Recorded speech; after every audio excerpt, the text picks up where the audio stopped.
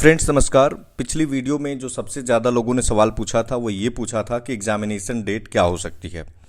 UPSC एक अपना calendar जारी करता है और हम उसी कैलेंडर के तहत प्रोबेबल एग्जामिनेशन डेट जानने की कोशिश करते हैं। प्लस जो लास्ट टाइम एओ ईओ का एग्जामिनेशन हुआ था उसके बेसिस पे और जो लास्ट टाइम एपीएफसी का एग्जामिनेशन हुआ था तो कब नोटिफिकेशन आया और प्रीलिम्स कब हुआ, क्यों डिले हुआ, प्रीलिम्स से इंटरव्यू के बीच में गैप काफ़ी ज़्यादा क्यों था, इन सारे एस्पेक्ट में हम बात करेंगे तो थोड़ा सा जो धुंधलापन है वो क्लियर हो जाएगा। नाउ अगर आप देखेंगे अब जो आने वाला रिजर्व डेट बचा हुआ है यूपीएससी के पास, आप यहाँ पे देख भी पा रहे होंगे, तो वो ये बचा है 2 जुलाई 2023 का, 20 अगस्त 20 अगस्त 2023 का और 8 अक्टूबर 2023 का और 17 दिसंबर 2023 का। नाउ इन दो डेट्स में से यूपीएससी एक डेट पे एपीएफसी और दूसरी डेट पे एओ ईओ का एग्जामिनेशन रख सकती है।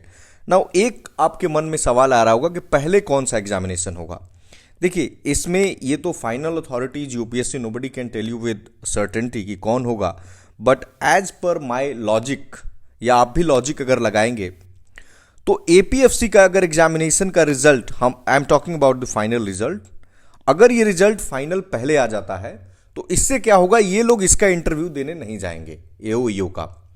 आई एम श्योर कि you are aware about the hierarchy in the EPFO कि जो एओ ईओ होते हैं जब इनका पहला प्रमोशन मिलता है, फर्स्ट प्रमोशन जो कि अभी टाइमली नहीं है, ठीक है, तो जाकर के आप असिस्टेंट प्रोविडेंट फंड कमिश्नर बनते हैं। उसके बाद आप ऊपर जाकर के आरपीएफसी 2 यानी regional provident fund commissioner 2, then regional provident fund commissioner 1, then ACC, इस तरह से आपका हायरार्की है। और मैं बता देता हूं सबसे ऊपर ईपीएफओ में आईएएस ही होता है। सबसे ऊपर जाएंगे तो दिल्ली में हेडक्वार्टर में तो आपको आईएएस अधिकारी ही मिलेंगे, इसीलिए आईएएस का इतना भौकाल है। एनीवेज हमारा वो टॉपिक डिस्कशन का नहीं है। ये जो डेट हमने बताया ना 4, इसमें से एक प्रोबेबल डेट हो सकता है। Why I am saying probable, क्योंकि यूपीएससी को फाइनली डिसाइड करना है, बट यूपीएससी रिजर्व रखता है क्योंकि यूपीएससी को भी पहले से, अगर आपने आरटीआई का मैंने आपको कई बार शेयर किया था टेलीग्राम पे, तो आरटीआई में भी यूपीएससी ने कई बार कहा था कि हम जो है हमारा मतलब हमें ये मिल गया है, रिक्तियां प्राप्त हो गई हैं, जो भी वैकेंसीज है वो प्राप्त हो गई हैं, नोटिफिकेशन निकालने में बस यूपीएससी को देरी था। तो इंटरनली तो यूपीएससी को पता था कि हाँ कब एग्जामिनेशन कराना है। नाउ अगर आप थोड़ा सा नजर इस पे डालेंगे, जो लास्ट एओ ईओ का एग्जामिनेशन हुआ है, नोटिफिकेशन जनवरी एंड 2020 तक आपने फॉर्म भरा, एग्जाम का जो पहला डेट आया था ना वो आया था 4 अक्टूबर 2020 का, ठीक है। बट क्या हुआ कि उस समय यूपीएससी का प्रीलिम्स कंडक्ट हुआ इस डेट पे, उसके बाद आया 9 मई का, तो 9 प्रीलिम्स के कारण इसको यूपीएससी पीटी के कारण इसको हटाना पड़ा। फिर 9 मई का डेट आया और उस समय आपको पता है जो सेकंड कोविड का वेव था वो अपने पीक पे था, तो फिर ये 5 सितंबर 2021 को शिक्षक दिवस के अवसर पर रखा गया और फाइनली ये एग्जामिनेशन इस दिन कंडक्ट हुआ और ठीक एक महीने बाद, मतलब 3 दिन एक्स्ट्रा, 8 अक्टूबर 2021 को यूपीएससी ने रिजल्ट जारी कर दिया, यानी एक महीना का समय यहां लगता है, ठीक है। बट यहां पे अगर आप देखेंगे तो काफी डिले हो गया प्रोसेस में। उसके पीछे का जो सबसे बड़ा कारण था वो था कोविड, वरना मैं आपको एपीएफसी का दिखाता हूं, उससे आपको क्लियर हो जाएगा। नाउ इंटरव्यू कराने में यूपीएससी ने काफी टाइम लगाया। इसके पीछे का कारण आपको पता है कि थर्ड वेव ऑफ कोविड आया। उसके अलावा जो मेन कारण था वो यूपीएससी के पास स्लॉट ही खाली नहीं था।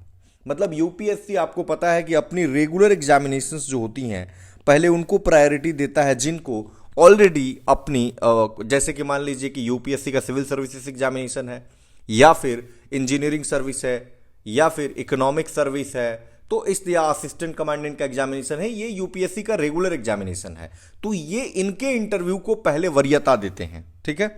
और फाइनल रिजल्ट आप सभी को पता है कि 12 अगस्त को आ गया। नाउ ईपीएफओ में अभी बहुत ज़्यादा शॉर्टेज ऑफ पर्सनल है, तो मेरा ऐसा मानना है, बहुत सारे लोग कॉन्ट्रैक्ट पे भी काम कर रहे हैं, तो ऐसा नहीं एओ ईओ के पोस्ट पे लोग कॉन्ट्रैक्ट पे काम नहीं कर रहे हैं, ये आप नहीं समझेंगे कि यहाँ पे नहीं कॉन्ट्रैक्ट पे हैं या एपीएफसी पे नीचे के पोस्ट पे रखा जाता है बहुत सारे लोगों को कॉन्ट्रैक्ट पे। तो इतना हाँ इतना मैं बता रहा हूँ। पहले ये हम देख लेते हैं एपीएफसी का जो लास्ट टाइम एग्जामिनेशन हुआ वो 10 जनवरी 2016 को पेपर हुआ था। 170 पोस्ट थी उसमें, इस बार भी कोई खास कम नहीं है, 159 है, 159। रिटर्न का रिजल्ट ज़्यादा समय नहीं लिया, 22 मार्च 2016 को, यानी 2.5 महीना भी नहीं लगा और रिजल्ट आपका आ गया। इंटरव्यू में भी ज़्यादा समय नहीं लगा, 16 मई से 3 जून तक, यानी कि देखिए कितना जल्दी जनवरी से लेकर के और जून भी नहीं लगा और यूपीएससी ने पूरी प्रक्रिया को समाप्त कर दिया। तो ये that is why I am saying कि this is not the time of COVID and you should seriously focus on your preparation. I have already told you कि what are the books and materials that you have to follow, right, in the previous video. You can watch that and follow those books seriously. Now there is one query that I am getting and that is कि क्या कोई एक solid book, see this time many people come with their business idea. इस समय बहुत सारी नई किताबें लिखी जाएंगी मार्केट में, इस समय वो किताबें लिखी जाएंगी, I am telling you. But अगर आप नहीं समझेंगे दिस इज एंटायरली कॉमर्शियल ना, आपको पता है कि इस समय कोई बुक क्यों लिखा जा रहा है, अगर पैसन ना ही वो ऑथर पैशनेट है, वो ऑथर टोटल देखेगा कि इस समय इसका सेलिंग बहुत ज़्यादा है तो हम इस किताब को लिख देते हैं, ठीक है। बट आप सभी को पता है कि एक किताब से तो ये एग्जामिनेशन आप क्रैक नहीं कर सकते हैं, उसके पीछे ये क्या 2 किताब से, उसके पीछे का मैं कारण बताता हूं। देखिए जितने भी सिविल सर्विसेज एग्जामिनेशन के एस्पिरेंट्स हैं वो सारे इस फॉर्म को भरेंगे, if not all, majority of the people are filling this form and I can say this with, मैं मतलब इतना गट्स के साथ इसलिए कह पा रहा हूं क्योंकि मैं लोगों को अपने आसपास देखता हूं और जानता हूं जो भी सिविल सर्विसेज का इनफैक्ट इंटरव्यू दे रहे हो वो सारे लोग दे रहे हैं। और आपको मैं बताता हूं कुछ यूपीएससी के सर्विसेज हैं उससे भी बढ़िया सर्विस है एपीएफसी की, बहुत सारी सर्विसेज है यूपीएससी में। नाउ इट डिपेंड्स कि आपका मतलब क्या है ओरिएंटेशन उसके अनुसार।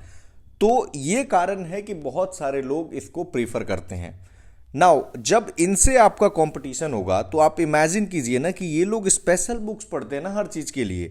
जैसे अगर आप हिस्ट्री के लिए देखेंगे तो ये स्पेक्ट्रम पढ़ रहे हैं, पॉलिटी के लिए देखेंगे तो लक्ष्मीकांत पढ़ रहे हैं, इकोनॉमी के लिए देखेंगे तो आप ये कई किताब ले, जैसे संजीव वर्मा सर का किताब हो गया या नितिन सिंघानिया का किताब हो गया या फिर आप रमेश सिंह का किताब हो गया या मृणाल सर का हो गया, मतलब कोई भी मतलब ये जब इतने डिफरेंट इवन करंट अफेयर्स के लिए आप आएंगे तो मान लीजिए ये विजन का पढ़ रहे हैं या फिर पूरे साल भर का पढ़ रहे हैं, 2 सोर्सेज से पढ़ रहे हैं, तो ये ऐसे जगह पे अगर आप ये सोच रहे हैं कि नहीं आप एक सोर्स को पढ़ करके क्रैक कर जाएंगे तो ये बहुत बड़ी भूल है।